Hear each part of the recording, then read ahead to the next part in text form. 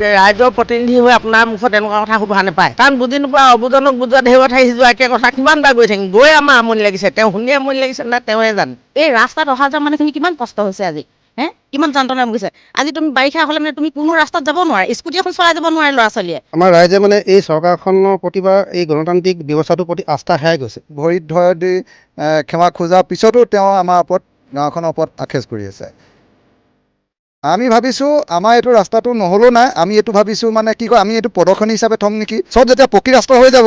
আমাৰ কেঁচা ৰাস্তা ক'তো নাথাকিব তেতিয়া বাহিৰৰ যেতিয়া ফৰেনাৰবিলাক আহিব আমাৰ ৰাস্তাটো চাবলৈ আহিব পঠিয়াই দিব চৰকাৰে ৰাজ্যখন উন্নতি হৈছে বুলি ক'লে কিটা ল'ব ৰাস্তাই যদি নহয় তেতিয়া আমাৰ ইয়াত বাহিৰৰ মানুহ অতিথি এজন আহিবলৈ হ'লে মানে চিন্তা কৰিবলগীয়া হয় ইমান বেয়া ৰাস্তা আমাৰ নিজৰ লাজ লাগে ইমান বেয়া ৰাস্তা বুলি কৈছে তেতিয়া কি ক'ব তেওঁ আমাৰ সপোন বুলি ক'লে এজন মইনী প্ৰতিনিধি বিধায়ক তেওঁ প্ৰতিনিধি হৈ তেনেকুৱা কথা কেতিয়াও ক'ব নালাগে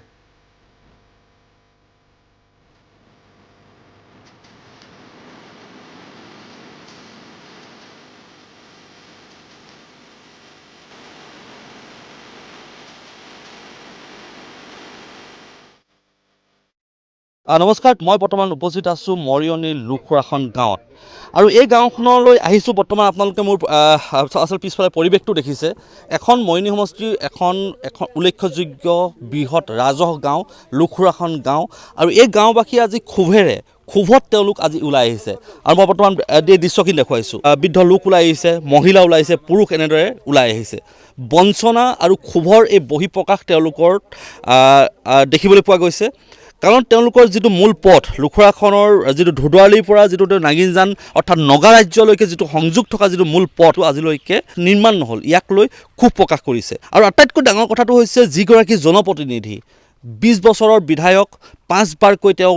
প্ৰতিদ্বন্দ্বিতা কৰি জয়ী হৈছে সেইগৰাকী বিধায়কৰ যি বঞ্চনা যি ব্লেকমেইলিঙৰ যি ৰাজনীতি যাৰ কাৰণে তেওঁলোকে দুৰ্ভোগ ভুগিবলগীয়া হৈছে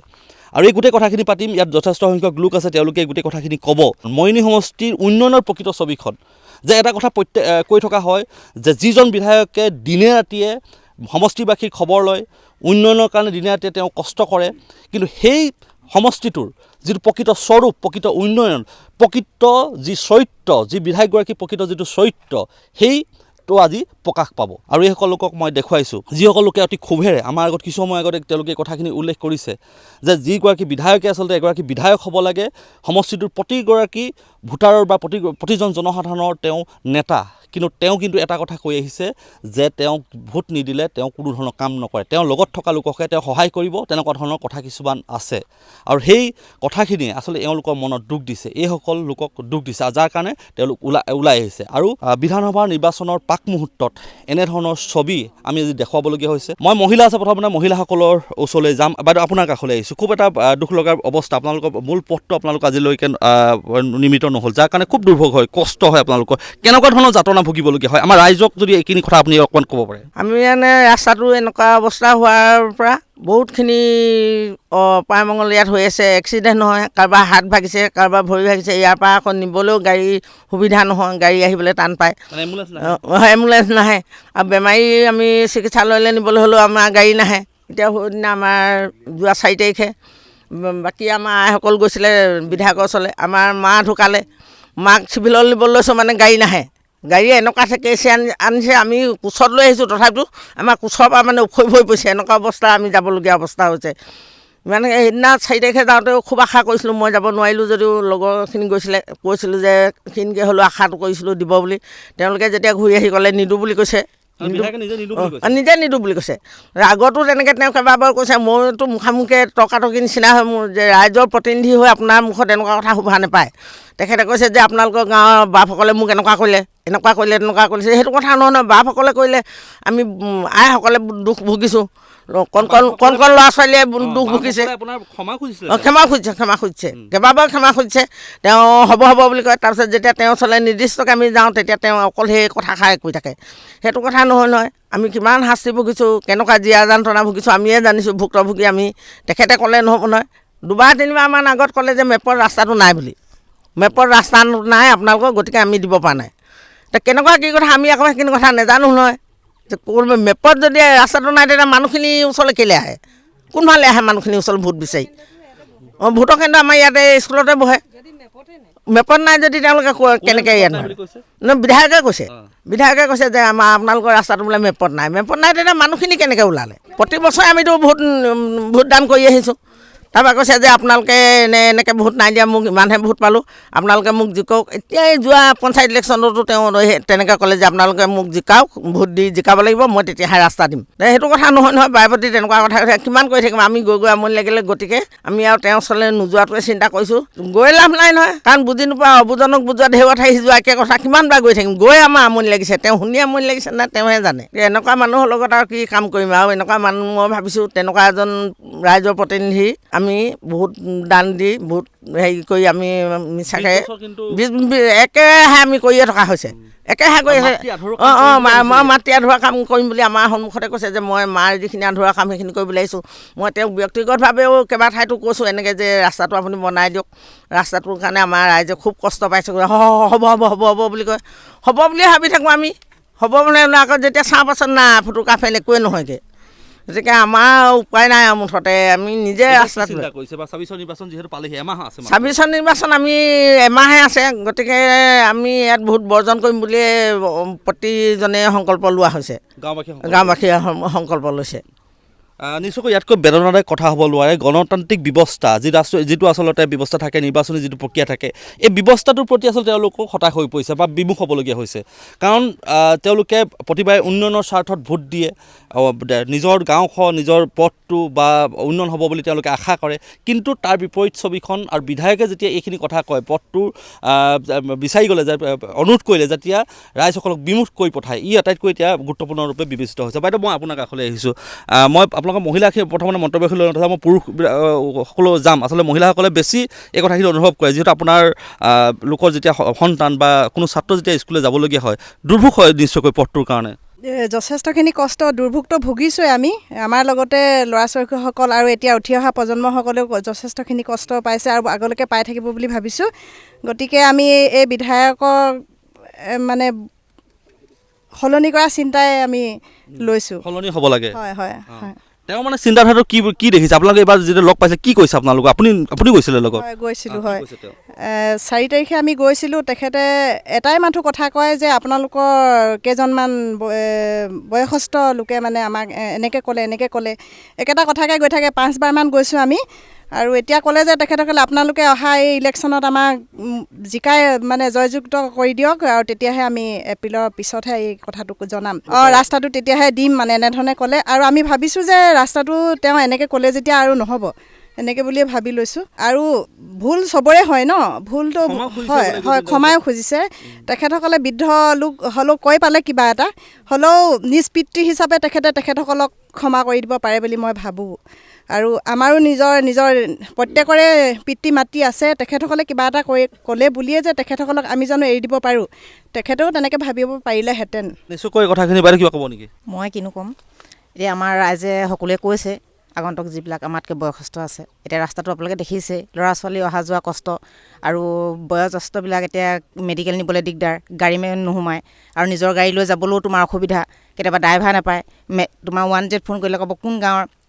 মানুহে যে কয় লুখুৰাখনৰ গাঁও এখন গাঁও আমি গাড়ী যাব নোৱাৰোঁ তেনেকৈ আমাৰ বহুত অসুবিধা হয় ল'ৰা ছোৱালীবিলাক স্কুল যাবলৈ মানে অসুবিধা সদায় ল'ৰা ছোৱালীক মাক বাপেকে চাইকেল ভাল কৰিব লাগে এইটো ৰাস্তাত সদায় ল'ৰা ছোৱালী যায় তেওঁলোকে সদায় পামচাৰ হ'ব আজি ব্ৰেক কিবা হ'ব সদায় মাক মানে দেউতাকে ভুগিবলগীয়া হয় আৰু সদায় থকাবিলাকেতো সদায় দিব এতিয়া নথকাবিলাকেতো সদায় দিব নোৱাৰে খোজকাঢ়ি যাবলগীয়া হয় এতিয়াতো এখন ভালেই দেখিছে আপুনি যেতিয়া বাৰিষা হ'ব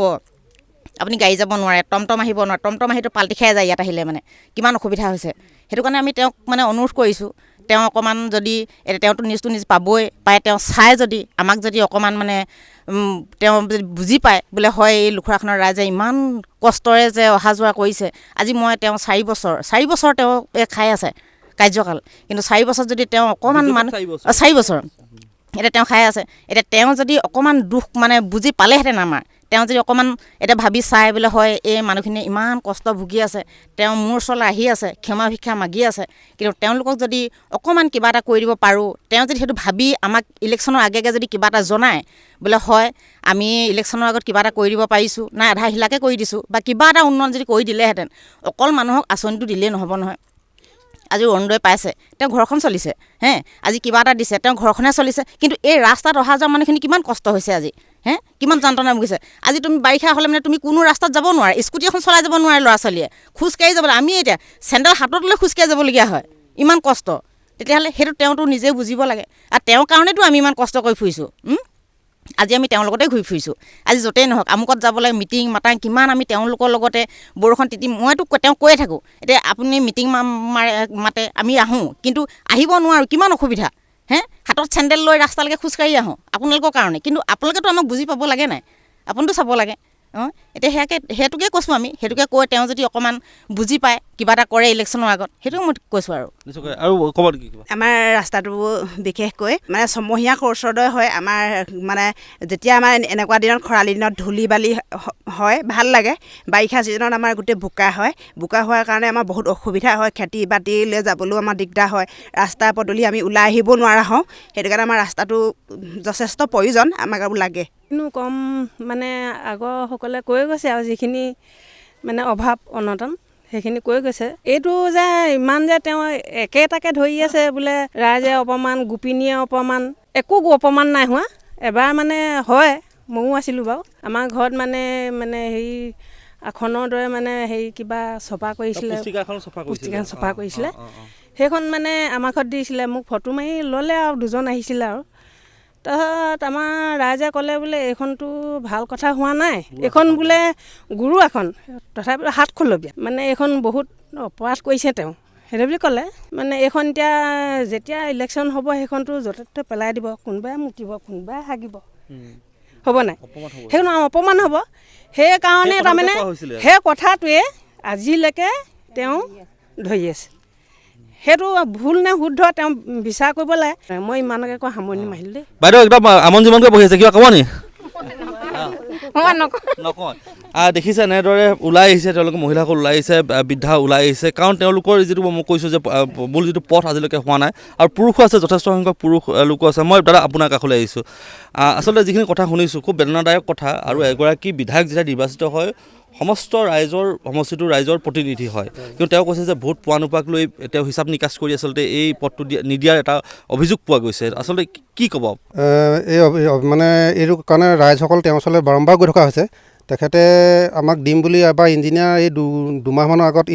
বিভাগীয় ইঞ্জিনিয়াৰ আমাৰ মানুহ ৰাইজ গোটাই মেলি তাৰ পৰা হেৰিও লৈছে স্বাক্ষৰ গ্ৰহণ কৰিছে আৰু সকলো ৰাইজে গৈ পিনি স্বাক্ষৰ দিছে ৰাস্তাটো লাগে নে নালাগে সকলোৱে আশা কৰিছিলে যে ৰাস্তাটো এবাৰ ইলেকশ্যনৰ আগত হ'ব কিন্তু তথাপিও পুনৰ আকৌ একেটাই হ'লগৈ আমাৰ ৰাইজে মানে এই চৰকাৰখনৰ প্ৰতি বা এই গণতান্ত্ৰিক ব্যৱস্থাটোৰ প্ৰতি আস্থা হেৰাই গৈছে আৰু সেইকাৰণে এতিয়া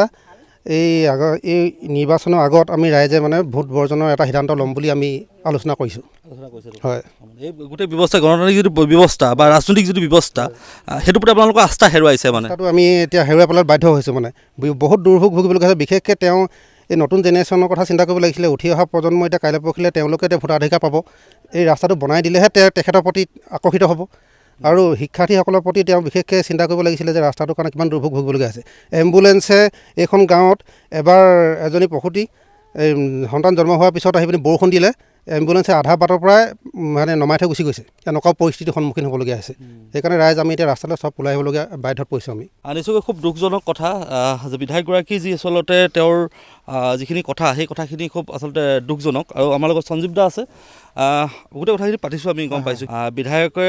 লৈ কিবা এটা মত বিৰোধ হৈছিলে বিতৰ্কতা হৈছিলে সেইটোক লৈ পিনে তেওঁ আছিলালৈয়ে আচলতে পথটো নিৰ্মাণ কৰি দিব নোৱাৰোঁ বা তেনেকুৱা ধৰণৰ তেওঁ অজুহাত লৈ আছে এক প্ৰকাৰে ক'বলৈ গ'লেতো তেওঁ পলিটিকেল ব্লেকমেইলিং কৰি থকা হয় হয় এইটো যিখিনি আমি দুখ লগাইছিলোঁ আমাৰ জ্যেষ্ঠসকলে দুখ লগাইছিলে বা আইসকলে দুখ লগাইছিলে কিন্তু তেওঁ ঘৰত গৈ মানে ক্ষমা খুজিছে আৰু তেওঁ মানে কি কয় তেওঁতকৈ বহুত জ্যেষ্ঠ হয় তেওঁলোকে গৈ তেওঁলোকৰ ঘৰত ভৰিত ধৰা দি ক্ষমা খোজাৰ পিছতো তেওঁ আমাৰ ওপৰত গাঁওখনৰ ওপৰত আখেজ কৰি আছে তেওঁ যিটো দুখ কৰিছিলে এই দুখ হেৰি নহ'লে মই ৰাস্তা নিদিওঁ আৰু ভোট দি নিজিকালে নিদিওঁ সেইটো মন্তব্য লৈ আছে কিন্তু আমাৰ এই কথা সুধিব বিচাৰিছোঁ এই গাঁওখনৰ পৰা বিধায়কজনৰ যিটো ভোট শূন্য হয় নেকি শূন্যটো নহয় তেওঁৰ বিজেপি কংগ্ৰেছত থাকোঁতেও তেওঁ ইয়াত আমাৰ ভোট মানে যথেষ্ট বেছি পায় মানে তেওঁ অন্যতকৈ বেছি পায় আৰু তেওঁ যেতিয়া বাই ইলেকশ্যন হ'ল বাই ইলেকশ্যনতো তেওঁ মানে বহুত বেছি পাইছে ইয়াৰ পৰা 4-5টা তেনেকুৱা বেছি পাইছে আমাৰ ইয়াত কিন্তু এই বেছি ভোট পোৱা স্বত্তেও তেওঁ নাই পোৱা কৈ থাকে মানে আমিতো 100% ভোট দিব আৰু ভোট দিয়াটো নিজৰ মৌলিক অধিকাৰ কোনে কাক দিয়ে কোনো এটা বাইফৰ্চ কৰিব নোৱাৰে আৰু এই পদটো হৈছে আমাৰ 83 চনত 1983 চনত এইটো পদ জনতা চৰকাৰ দিনত এইটো PWD গঠন কৰা PWD কৰা ইমান পুৰণা ৰাস্তা চক এইটো আগত 3 কিলোমিটাৰ আছিলে এতিয়া এডোখৰ অলপ বনালে ইয়াৰ পৰা মানে এইটো নাগালেণ্ড সংযোগী পথ নগাৰাজ্যৰ সংযোগ একদম কিমান গুৰুত্বপূৰ্ণ পথ চক আৰু এইটো প্ৰথম মানে 83 চনতে গঠন PWD হোৱা তেতিয়া জনতা চৰকাৰ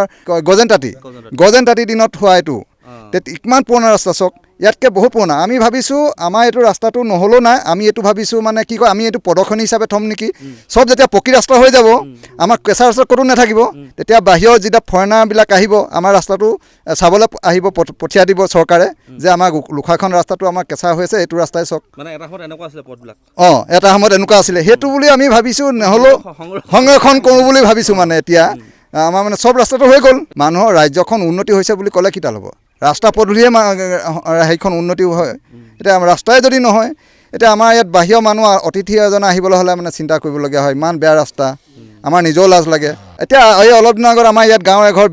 বিয়া আছে বাহিৰৰ অতিথি আহিছে এছাড়া ইমান বেয়া ৰাস্তা বুলি কৈছে এতিয়া কি ক'ব আপুনি এনেকুৱা অৱস্থা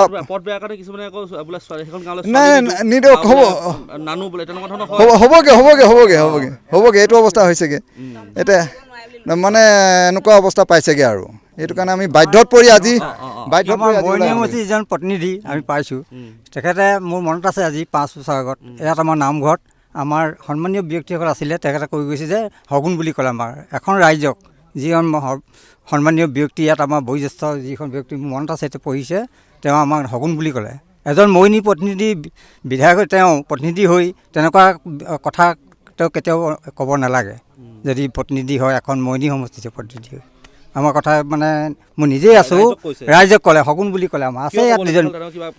কি কাৰণে ক'বলগীয়া হ'ল কিছুমান ব্যক্তি এনেধৰণৰ কথা আজি পুস্তিকা বা কিবা তেনেধৰণৰ কথা কৈ ৰখাখন ৰাইজে শগুন এনেকুৱা কথা তেওঁ ব্যক্তি ক'ব লাগেনে মইনী সমষ্টিৰ এজন প্ৰতিনিধি হৈ আমাৰ তেতিয়াৰ পৰা তেওঁ মানে মনত অকণমান বেছি হেৰি হ'ল মনত বেদনা আছে শুনিছে এই ৰাইজসকলৰ বেদনা আৰু কৈছে যে এই পথটো তেওঁলোকৰ আচলতে প্ৰদৰ্শনী ৰূপে ৰাখিব আৰু যিহেতু তেওঁলোকৰ সকলো ৰাস্তা হৈ গৈছে কাষত যদি আপুনি বাগানে চাই নাঙিজানৰ সৰু সৰু ৰাস্তা পৰ্যন্ত হৈ গৈছে বুলি কৈছে বা অলিয়ে গলিয়ে পথবিলাক পকী হৈছে কিন্তু এই পথটো মূল পথটো 2.5 কিলোমিটাৰ পথ কিন্তু আজিলৈকৈ নিৰ্মাণ নহ'ল তাক লৈ ক্ষোভিত হৈছে এখন মহিলা দেখিছে আপোনালোকে তেওঁলোকে ওলাই আহিছে ইমান